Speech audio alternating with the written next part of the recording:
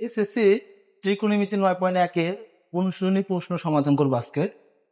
অনুশীলনী 2 নম্বর প্রশ্নে যেটা দেওয়া আছে যে sin a = 3/4 হলে এ কোণের অন্যান্য ত্রিকোণমিতিক অনুপাত সমূহ বের করো।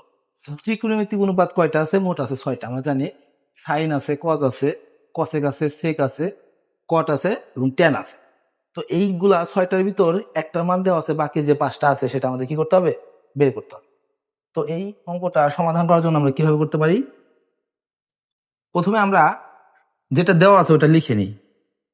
দেওয়া আছে, কি দেওয়া আছে এই জায়গায়? Sine a = 3/4। Sine a = 3/4। তাহলে এই যে সাইনের যে একটা সূত্র ছিল, সাইন ইকুয়াল টু আমরা কি লিখতে পারি? সাইন ইকুয়াল টু আমরা লিখতে পারি বিপরীত বাহু লম্ব ডিভাইডেড ভূমি। লম্বকে আমরা কি বলি? বিপরীত বাহু বলি। বিপরীত বাহু ডিভাইডেড অতিভুজ। লম্ব ডিভাইডেড অতিভুজ। সাইনের সূত্র কি ছিল? লম্ব ডিভাইডেড অতিভুজ। লম্বকে আমরা বিপরীত বাহু বলতে পারি। তাহলে এখানে বিপরীত বাহু কত দেওয়া আছে? 3, আর নিচে অতিভুজ কত দেওয়া আছে? 4। আমরা একটা চিত্র আঁকাই, একটা সমকোণী ত্রিভুজ আঁকায়। একটা সমকোণী ত্রিভুজের একটা বাহু থাকে কি? y অক্ষ বরাবর, একটা বাহু থাকে x অক্ষ বরাবর। এর মাঝখানে যে কোণটা তৈরি হয় সেটা হচ্ছে সমকোণ বা 90 ডিগ্রি। তাহলে এটাকে a বলি, এটাকে b বলি, এটাকে c বলি। যে এই b কোণটা হচ্ছে 90 ডিগ্রি। এই 90 ডিগ্রি কোণের বিপরীতে যে থাকে তার নাম কি? অতিভুজ। সমকোণের বিপরীত দিকে যে থাকে তার নাম হচ্ছে অতিভুজ। আর যে কোণটার কথা বলা থাকে, এখানে কোন কোন কথা বলা আছে? এ কোণ। সাইন এর কথা বলছে, তো আমরা উপরে যেহেতু এ লিখছি, এই কোণের কথা বলা আছে। যে কোণের কথা বলা থাকবো ওই কোণের বিপরীত দিকে যেটা থাকবো সেটার নাম হচ্ছে কি? বিপরীত বাহু বা লম্ব। তো এই জায়গায় আমরা লিখি বিপরীত বাহু। তাহলে এখান থেকে আমরা বিপরীত বাহু কত পেলাম? বিপরীত বাহু পেলাম 3। বিপরীত বাহু 3, আর অতিভুজ পেলাম কত? অতিভুজ হচ্ছে 4। এখন আমাদের আর যে অন্য অন্য অনুপাতগুলো আছে ওইগুলো বের করতে হলে আমাদের কি জানতে হবে? এই যে আমাদের সন্নিহিত বাহু বা ভূমি আছে এটাকে কি করতে হবে?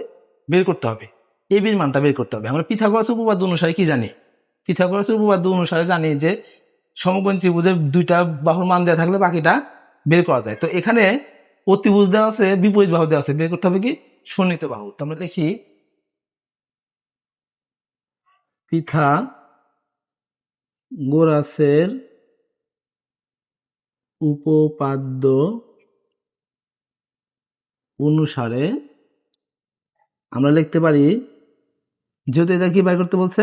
সন্নিহিত বাহু বের করতে বলছে। সন্নিহিত বাহু, সন্নিহিত বাহু ইকুয়াল টু √ অতিভুজ স্কোয়ার মাইনাস বিপরীত বাহুর উপর স্কোয়ার। সন্নিহিত বাহু বের করার সূত্রটা কি? সন্নিহিত বাহু ইকুয়াল টু √ অতিভুজ স্কোয়ার মাইনাস বিপরীত বাহু স্কোয়ার। এখন অতিভুজের জায়গায় আমরা অতিভুজের যে মানটা আছে সেটা বসাই। অতিভুজের মান কত ছিল?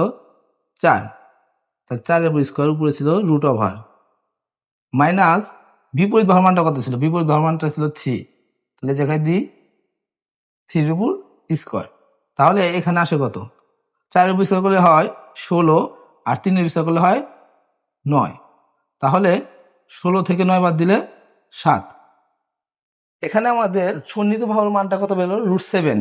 √7। এই যে আমরা যেটা দেওয়া ছিল না ওটা বের করে নিলাম। এখন সবগুলো মান আমরা জানা আছে, বিপরীত বাহু জানা আছে, অতিভুজ জানা আছে, এবং এটা কি জানা আছে? সন্নিহিত বাহু জানা আছে।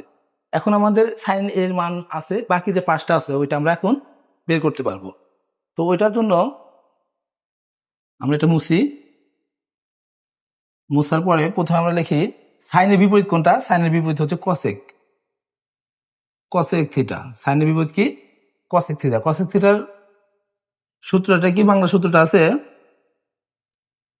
অতিভুজ বাই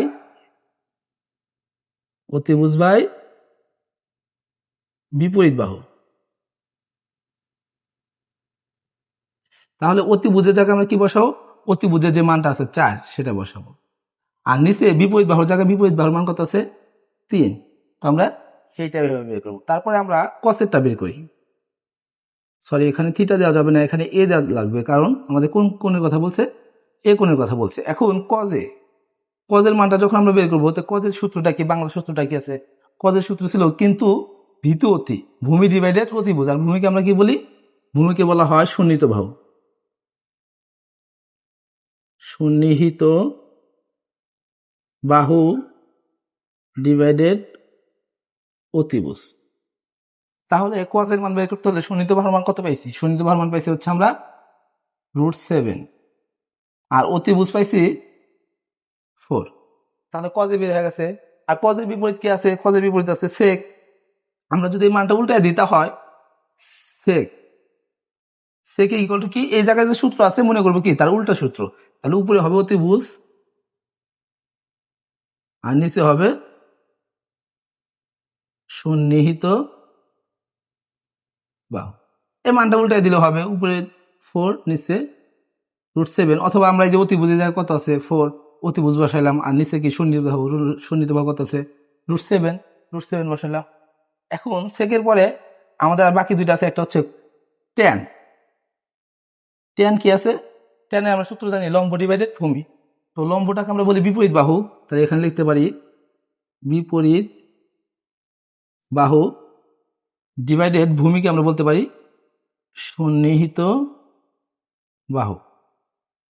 বিপরীত বাহুটা কত দেওয়া আছে 3, আর সন্নিহিত বাহুটা কত দেওয়া আছে √7। তাহলে এটা আমার ট্যান বের হয়ে গেছে। আর ট্যানের বিপরীত হচ্ছে কটটা তাহলে কি করবে, আর উল্টা করে দিব। কট এ ইকুয়াল টু হবে বিপরীত বাহু ডিভাইডেড সন্নিহিত ছিল, এখন সন্নিহিত ডিভাইডেড বিপরীত হবে সন্নিহিত বাহু ডিভাইডেড বিপরীত বাহু। তাহলে এই মানটা কি হবে, উল্টে যাবে, উপরে √7 হবে, নিচে 3 হবে। অথবা আমরা এখান থেকে দেখে লিখবো সন্নিহিত বাহু কত দেওয়া আছে √7 এবং বিপরীত বাহু কত দেওয়া আছে 3, এই জায়গায় মানগুলো বসিয়ে দেবো। এই হচ্ছে আমাদের 6টি অনুপাত। আমরা এইভাবে অঙ্কগুলো মনে রাখবো।